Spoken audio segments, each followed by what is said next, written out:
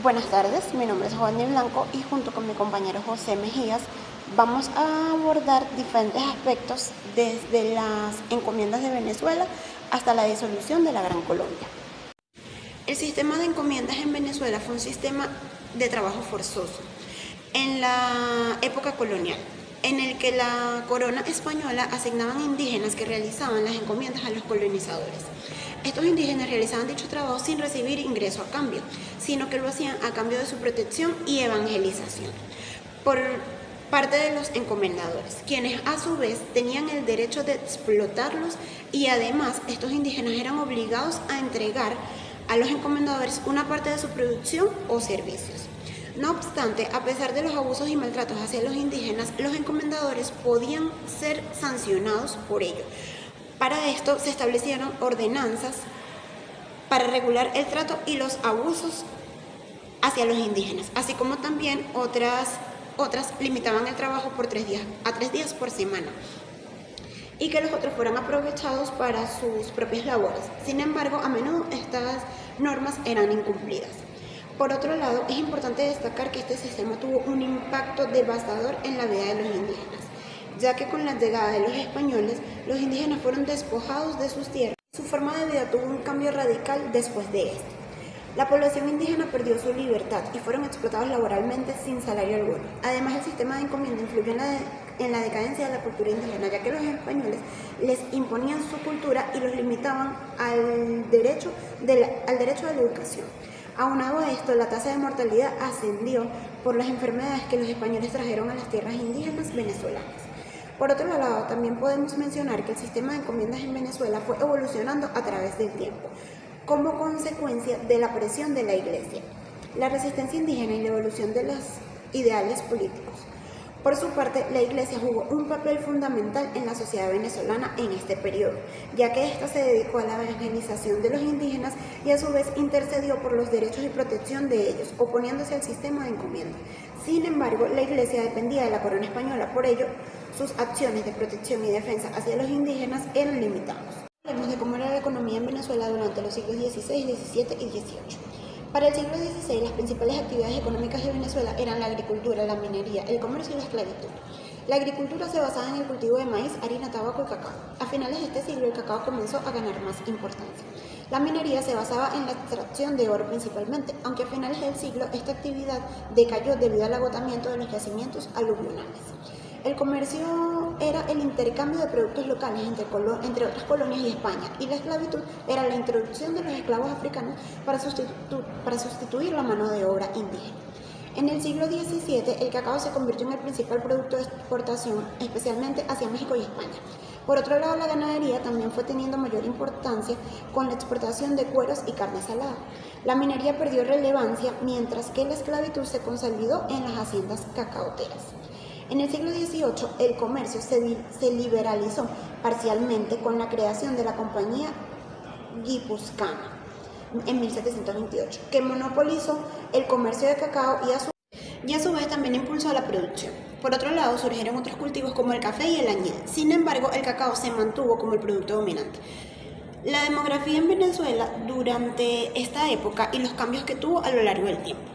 En el siglo XVI, la población indígena sufrió una disminución notable en su demografía debido a las enfermedades contagiadas por los españoles y la violencia utilizada durante la conquista española.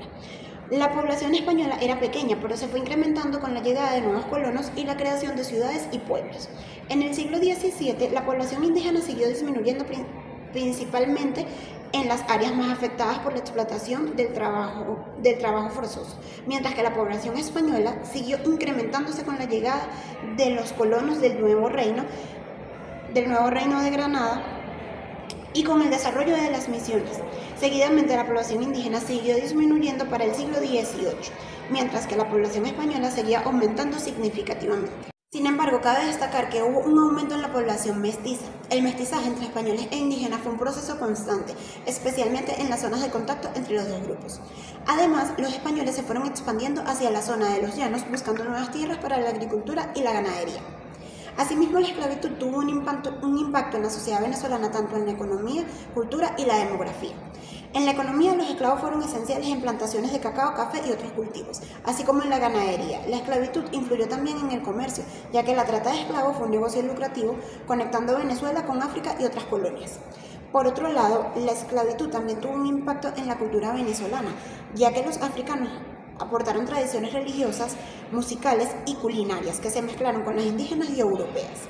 Es importante señalar también que hubo rebeliones y cimarronaje, que son comunidades de esclavos fugados. El apellido Welser es de suma importancia en toda esta historia.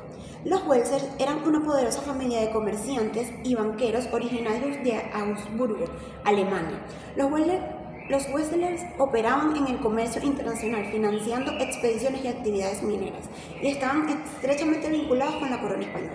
El 27 de marzo de 1528, la corona española firmó un contrato con los Welser para la conquista y colonización de la provincia de Venezuela.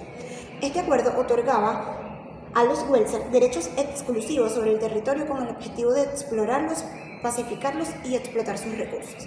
Las obligaciones de los Welser, según este acuerdo, eran fundar al menos 2 pueblos con 300 colonos cada uno, construir 3 fortalezas para proteger el territorio, introducir mineros y promover la extracción de recursos, evangelizar a los indígenas, pagar una quinta parte de los beneficios obtenidos a la corona española. En febrero de 1529 llegaron los primeros barcos Welser a Coro. Esta fecha marca el inicio formal de la presencia alemana en Venezuela y la fundación jurídica de Coro como capital de la formación. Esto significó el primer intento de colonización organizada en Venezuela y representó la única concesión territorial otorgada por España a una empresa privada extranjera en América. Los Welser tuvieron muchos logros, pero a su vez también tuvieron fracasos durante su estancia en Venezuela. Entre los logros podemos destacar la exploración de regiones como el lago de Maracaibo, llanos venezolanos y zonas andinas, la fundación de Coro y otros asentamientos, el establecimiento de rutas comerciales entre Europa y América. Y entre los fracasos tenemos el asesinato de sus líderes. La empresa quebró en 1546 y perdió sus derechos en 1556 sin obtener beneficios económicos significativos. Conflictos internos entre alemanes y españoles con indígenas. La presencia de los Welser en Venezuela tuvo un impacto significativo en la economía. La presencia de los Welsers en Venezuela tuvo un impacto significativo en la economía y la sociedad local, como por ejemplo la introducción de créditos y sistemas comerciales europeos que generó deudas y no se desarrollaron ni la agricultura ni la ganadería, lo que limitó el crecimiento económico. Por otro lado, generaron conflictos con indígenas, rivalidades entre colonos alemanes y españoles por el control político. 3.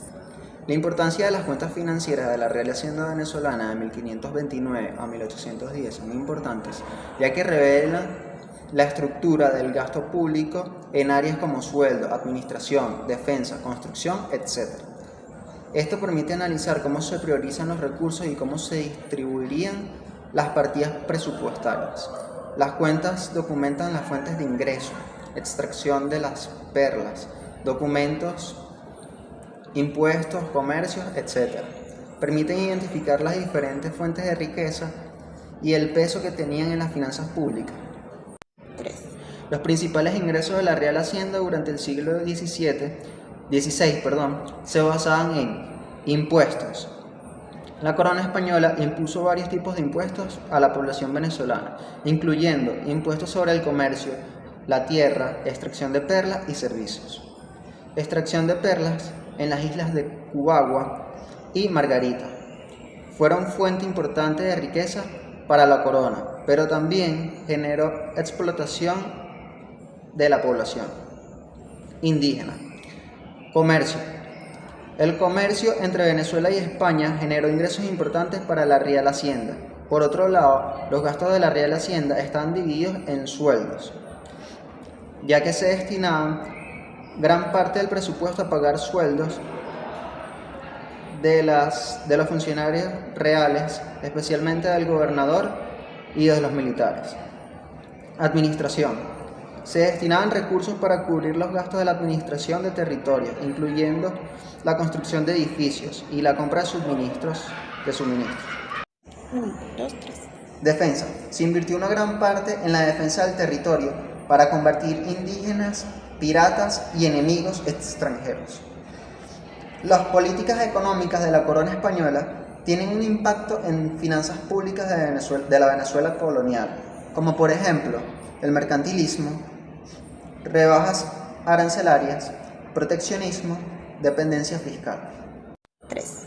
Las políticas reales, aunque restrictivas, como el contrabando y la moneda perla, el comercio tanto legal como ilegal fue elevado para la economía, pero la dependencia fiscal de España limitó el desarrollo autónomo de Venezuela.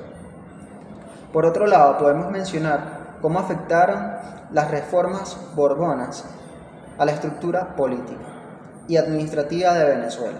Las reformas borbónicas, implementadas en el siglo XVIII por la corona española, buscaban centralizar el poder en manos de la corona, limitando la autonomía de las colonias. Se crearon nuevas intersecciones para ejercer un mayor control, como la Intendencia General, que reemplazó a los antiguos cabildos y concentró el poder fiscal y administrativo. Se reorganizó la administración de las colonias, creando nuevas instituciones y cargos. Debido a esto, se fortaleció el control militar de las colonias, aumentando el número de tropas regulares y creando nuevos cuerpos militares para asegurar el orden interno de las amenazas externas. También se establecieron nuevas instituciones para establecer el comercio y la economía, como la Real Campaña de Caracas y la Real Hacienda, con el objetivo de combatir el contrabando y obtener más ingresos para la corona. Algunos de los principales cambios económicos provocados por las reformas borbónicas fueron la intensificación de explotación de recursos.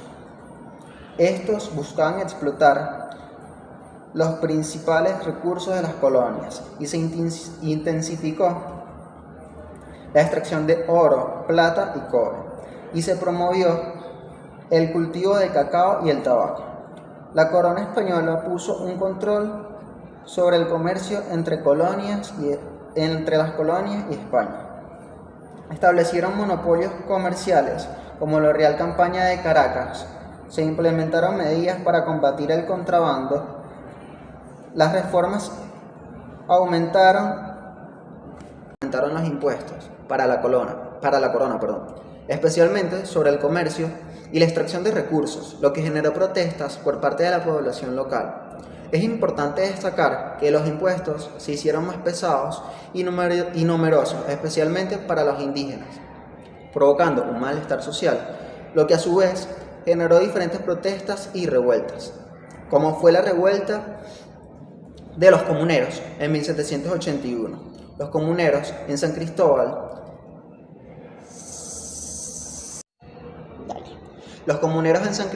se alzaron en armas contra la corona española en protestas por el aumento de la carga impositiva y la falta de oportunidades de desarrollo. Las reformas borbónicas jugaron un papel crucial en el desarrollo de las ideas independentistas, como lo fueron la centralización del poder, exclusión de criollos, expulsión de jesuitas, la liberación comercial limitada, aunado de impuestos e influencia de la Ilustración. Estas reformas tuvieron aspectos positivos y significativos en las colonias americanas. Entre los aspectos positivos podemos resaltar el desarrollo económico, la modernización administrativa, el impulso de la educación técnica, la exploración científica, el desarrollo urbano. En los efectos negativos podemos resaltar el aumento del descontento criollo, la crisis educativa, la presión fiscal, la desigualdad regional y la fragilidad militar. Por último, analicemos el movimiento separatista de Venezuela en 1826 a 1830. Las municipalidades, especialmente las de Valencia y Caracas, jugaban un papel central en el movimiento separatista de 1826. Estas instituciones, representantes de los intereses locales y de la monarquía criolla, desafiaron las decisiones del gobierno central de Bogotá. Cuando el Senado colombiano suspendió a José Antonio Páez como comandante general del Departamento de Venezuela,